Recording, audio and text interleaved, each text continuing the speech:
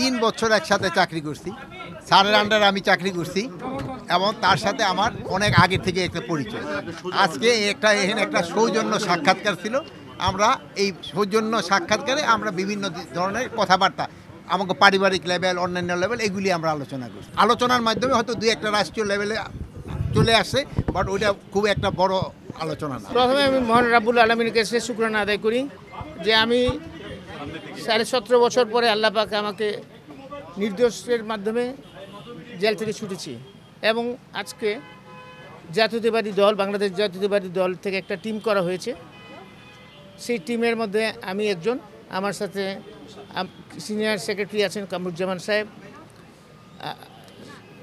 রিমন সাহেব, তারপর হচ্ছে আরগঞ্জে মাহবুব সাহেব আছেন এবং আরেকজন আছেন আমাদের সাথে, তিনি আজকে আসতে পারেননি।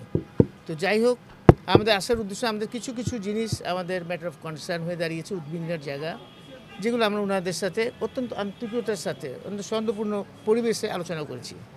সেই সৌহার্দ্যপূর্ণ আলোচনার মধ্যে আমরা আসছি বিশেষ করে বর্তমান ইন্টারিম গভর্নমেন্ট, মাননীয় প্রধান উপদেষ্টা এবং বর্তমান সরকারকে সাহায্য করার জন্য। সেই সাহায্য হিসাবে যেগুলো কনসার্ন করে সেইগুলো আমরা ওনাদেরকে আমাদের ব্যক্ত করছি। উনিও একই জায়গায় একমত পোষণ করছেন। মোটামুটি খুব আলোচনা অত্যন্ত ফলপ্রসূ এবং সৌহার্দ্যপূর্ণ হয়েছে।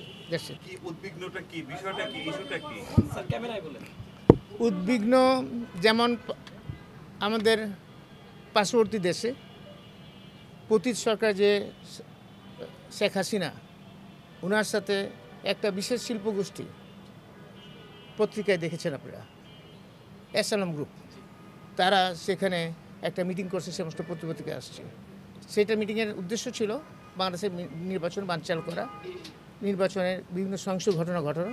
এটা তো একটা উদ্বিগ্নের জায়গা, সেই ব্যাপারে আমরা আলোচনা করেছি।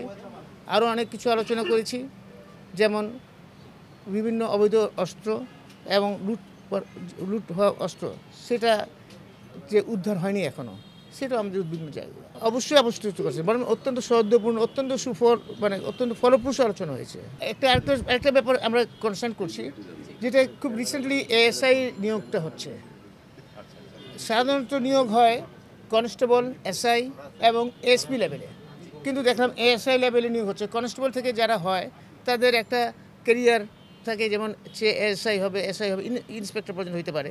আবার এসআই লেভেলে যারা হচ্ছে তারা এসআই থেকে ইন্সপেক্টর হয়ে ডিআইজি পর্যন্ত হয়েছে, অনেক উদাহরণ আছে। আবার এসপি থেকে তো আইজি পর্যন্ত হতে পারে, কিন্তু এখন এএসআই পর্যন্ত সেটা একটু বিভিন্ন জায়গায়, কারণ কনস্টেবলদের মধ্যে একটা বিভিন্ন রকম একটা অবস্থান দেখছি, সেটাও একটা আমাদের উদ্বিগ্ন জায়গা। এলএমই সার্টিফাইড বিশ্বসেরা কপারে তৈরি ওয়ালটন কেবলস, যা আপনার স্থাপনাকে রাখবে সব সময় নিরাপদ।